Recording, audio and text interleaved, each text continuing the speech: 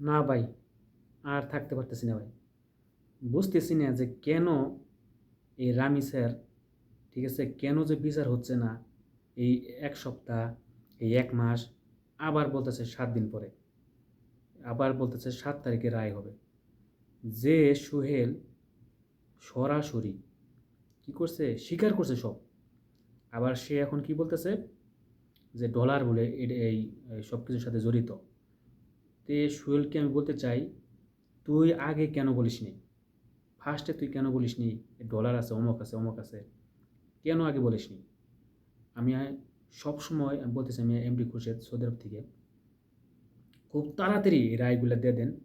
দেশে বা বাংলাদেশে খুব ভয়াবহ ভাই পরিস্থিতি হচ্ছে, কোনো বিচার হচ্ছে না, কোনো কিছুই হচ্ছে না। কেন যে তারা এই ধরনের কাজগুলো করতেছে আমি কিছুই বুঝতেছি না। এই সৌদি আরবের আইনের সাথে বাংলাদেশে কোনো আইনই নেই। এই বাংলাদেশে কোনো আইনই নেই।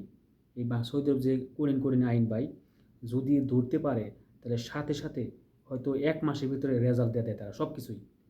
ঠিক আছে, ১ মাসের প্রত্যেক, মানে যদি আবহাওয়া বেশি সম্ভবত যাবজ্জীবন দিয়ে দিবে, নয়তো একবার কেটে দিবে গলা। সৌদি আরবের আইন হচ্ছে এটা। আর বাংলাদেশে দেখেন সব কিছু স্বীকার করার পরেও কোথায় থেকে কোন উকিল আসে, ও অ্যাডভোকেট আসে, আল্লাহই জানে।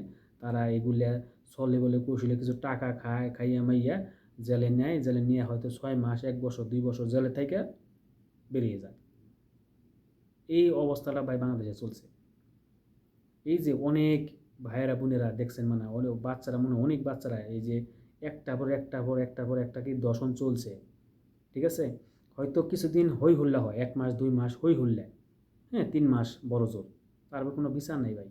কত দেখলাম রনি, সাগর, সালমান শাহ, সবারই প্রিয় নায়ক ছিলেন, ডন মন পলাই রয়েছে বিভিন্ন জায়গায়। তার স্ত্রী সামিরা, সেও কিন্তু পলাতক, কোনো মানে কোনো খোঁজখবর নাই। কুমকুম মামা, আলমগীর মামা বলছে যে এটা সিআইডি নিছে, সিআইডিটা ধরে ফেলি, সব কিছু তদন্ত করতেছে, কিচ্ছুই নেই ভাই, সব শেষ, সব শেষ ভাই।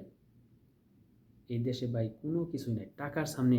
আর ঘুষ ভাই, কেরা মূল্য দেখলে এটা দেখে না। এই যে একটা জঘন্য একটা অপরাধ করছে সুয়েল, ছোট্ট একটা বাচ্চা, তার কোনো অপরাধ নাই, ছোট্ট শিশু, তার কোনো অপরাধ নাই, তারে গলা কাইটে ওলা করে এরা বিভিন্নভাবে তারা হয়রানি করছে, শাস্তি দিছে, ভয়াবহ শাস্তি এগুলো। গলা কাইটে, বডি কোথায় তার, মাথা কোথায়, হাত কোথায়, কিচ্ছুই তার চিহ্ন নাই। ছোট্ট বাচ্চা, কী অপরাধ ছিল তার? আমি বলবো তার কী অপরাধ ছিল?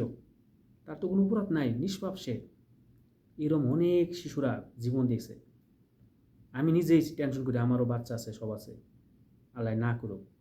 কারেতে বিশ্বাস পাবো বলেন? স্কুলে যদি যায় কেউ, যদি এই মানে এই ধরনের ঘটনাগুলো ঘটায়, আপনারা আছে সবারই, কিন্তু মা বোন সবারই আছে, বাচ্চা আছে সবারই, কেউ কেউ নাই, বাদ নাই।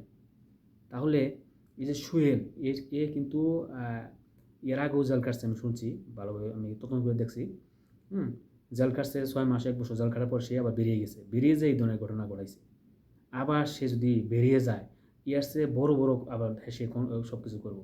এটা তো একটা মানে ছোট্ট একটা বাচ্চা, আরও ৬-৭টা বাচ্চা সে শেষ করে দিব, জানে যে আমার কিছুই করতে পারেনি।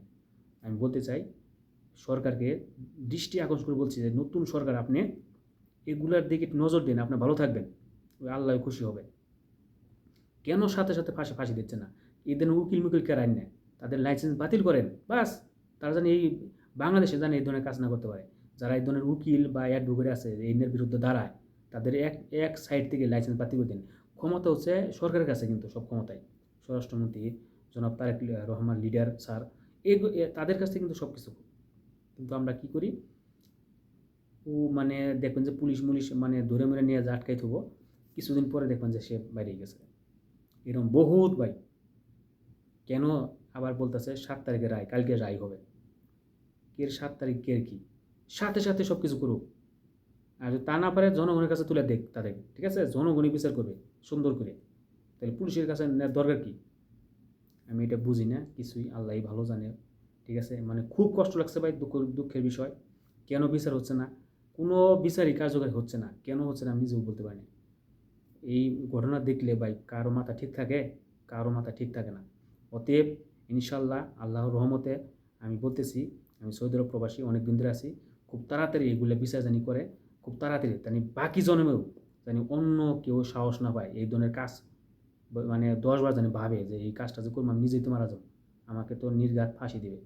ঠিক আছে, এই ধরনের কাজ আমরা চাই না। আমরা প্রবাসী ভাইরা সবসময় বলি আমরা দেশ ভালো থাকুক। ঠিক আছে, আমরা এটাই চাই সবসময়, দেশ ভালো থাকুক। আমরা তো কষ্ট করি প্রবাসে, দেশ ভালো থাকুক এটাই চাই। হ্যাঁ, এখন নানান বাহানা বলতেছে ডলার মলার এগুলো কোনো কিছুই নেই। ঠিক আছে, ওই সুহেল আর সুহেলের বউ এই দুজনেই সব কিছু করছে।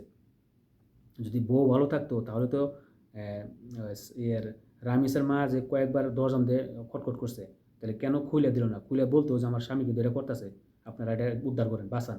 ঠিক আছে, তাহলে সেও কিন্তু জড়িত, আর ওয়াইফও জড়িত। অতএব দুটোটাই আমরা একসাথে শাস্তির দাবি চাই। একসাথে শাস্তির দাবি হলে ভালো হয় সবচেয়ে। এই ধরনের ঘটনা জানি কেউ না করুক, আমরা এটাই চাই ইনশাল্লাহ। ঠিক আছে, তো ভালো থাকবেন সবাই। আর অবশ্যই আমার কলিজার ভাইয়েরা বোনেরা, ভিডিওটা একটু লং হয়েছে, একটু দেখবেন, সবাইকে দেখার শেয়ার করে দেবেন। সবাই যেন দেখতে পারে ইনশাল্লাহ। আমি এমডি খুরশেদ, প্রবাসী ভাই, সৌদি আরব রিয়াদ থেকে। ধন্যবাদ, ভালো থাকবেন সবাই।